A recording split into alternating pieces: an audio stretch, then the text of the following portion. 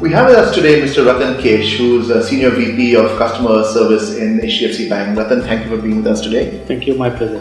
Maybe we could talk a bit about the history of HDFC in terms of some of the innovations that HDFC has done over the last couple of decades. Right. HTC Bank came into banking industry way back in '94. Now, before that, banking in India was more primarily consisted of two kinds of banks. One of the PSU Bank, public sector bank. They had the networks, but their services were pathetic, so to say. They did have some product, but did not have wide range of products. So the private sector banks never existed, but the large foreign banks, what that existed at that point, they were very good in products. They were fantastic service, but they never had the reach. So HTC Bank thought that the only way to capture Indian market is bring a synergy between the two. Now, in order to deliver great service, we thought that it is very important to invest in technology right from the beginning.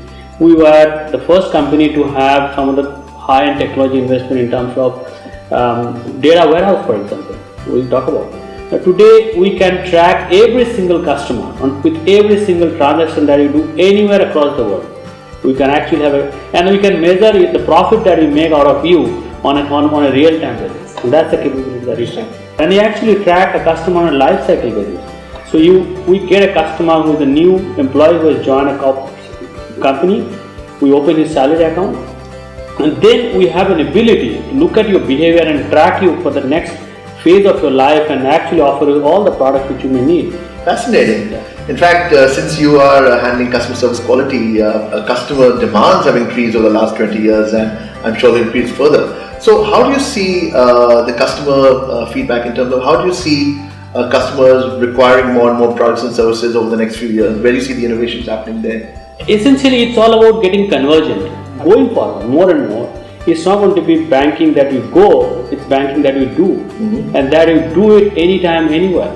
We actually ran a campaign, and it's very relevant. We actually ran a campaign which said, I hate going to the bank. And we found that from the age group of 25 to 40 years, they actually hate to go to the bank. So service requirements are changing from those hardcore greeting courtesy to more and more how do you really make through technology make products available to them. Turnaround time is going to be significantly different from what it used to be. It's no more measured in days, it's actually measured in hours and even measured in seconds.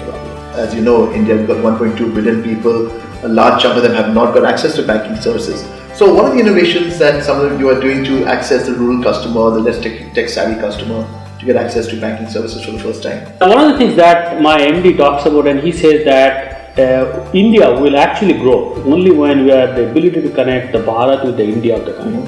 So that's very, very important. So how to really connect the Bharat with the India is only through technology. Because while the banks do not open branches in a rural area, is because economically those are not viable. Unfortunately, government has been talking about financial inclusion and putting a lot of pressure on the banks saying that you go and open branches. Right. But the fact that the government and the entire ecosystem has to work on it, it means that if you cannot provide a road, how can you expect a bank to open a branch? Right. Therefore, we are actually working with the government and we understand the government is actually doing a whole lot of work. Aadhaar is one of the big things that they have done. UIDI card, which is going to help us. So we are creating bank in a box. We'll just have one box, which is like a micro ATM, which will do everything starting from opening an account to transfer of cash and then withdrawal of cash, everything that will be done in a bank in a box. Right. So it will be run on solar because you don't probably need even electric energy, so it will run on solar. It will identify using your biometric or even with your retina scanner.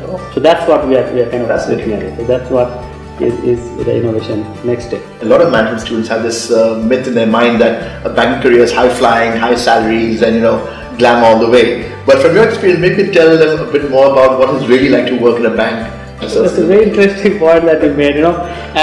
Many years back when I was in schools, some of the neighbors, not my dad of course, he was a little different. Some of the neighbors used to say, if you do a good study, you will get a job in banking. And why it is so good job? They said that you don't have to do a lot of hard work. So that was the definition of a good job those days. But over a period of time, guess what? Almost all of us do work almost 24/7. Yeah. Now, people say that, that's my view, people say that how do you really connect and disconnect with work and office? We don't really say that way. We say it's an extension of work in office and at home, and home is office is an extension of home. I mean, that's how it works. It's loads of hard work for sure. But the best thing which you actually a few minutes back we spoke about is that entrepreneurship.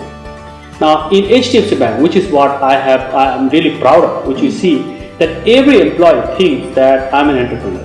So I'm creating something for the bank. So we all run our department like I'm an entrepreneur. This is my department. But we realize that if you have to really innovate, you got to go outside the paradigm and think something very different. So for example, if you ask me a question, who is the largest camera selling company in India? It is not Canons, it is the Nokia. Oh yes, exactly. Who is the largest music selling company in India? It is Airtel. Right. It's not HMB, right? So that's what it is. So you don't know where is your competitor. So once you're an entrepreneur, you actually look at the whole paradigm and not just look at your own paradigm. So how would a management student develop that mindset to be an entrepreneur within the company? Is there anything that they can do now, or what is it? I was just today morning, in fact, I got a tweet from Richard Branson, and he says that entrepreneurship is something to invest in something which you like, which is of your interest, and convert that into capital. So that means you got to actually identify what you like to do. Correct. What is of immense interest to you, and if you can convert that interest into something that is a capital, there will be loads of people who will be wanting to invest on you.